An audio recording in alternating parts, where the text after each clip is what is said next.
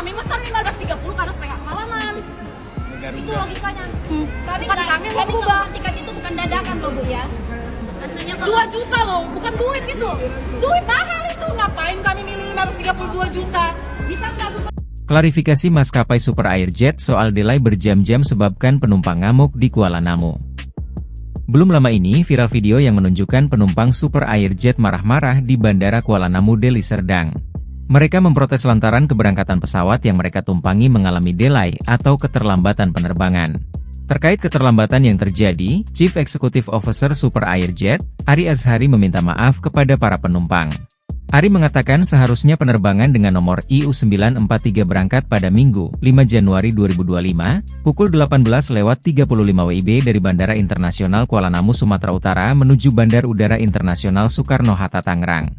Namun penerbangan mengalami penundaan keberangkatan akibat dampak rotasi operasional pesawat sebelumnya, ujar Ari. Dia mengatakan pihaknya memahami situasi ini dapat menimbulkan ketidaknyamanan.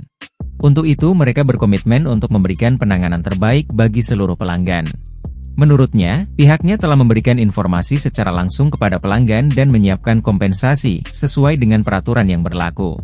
Upaya untuk menyediakan makanan berat juga dilakukan dengan segera meskipun memerlukan waktu tambahan karena proses koordinasi dengan pihak ketiga penyedia catering, ujarnya.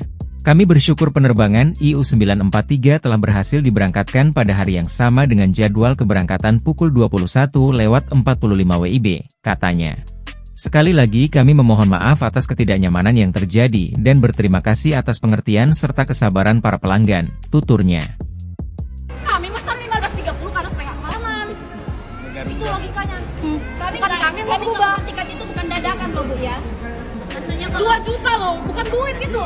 Duit mahal itu. Ngapain kami milih 532 juta? Bisa nggak Bu? Download Tribun X sekarang. Menghadirkan lokal menjadi Indonesia.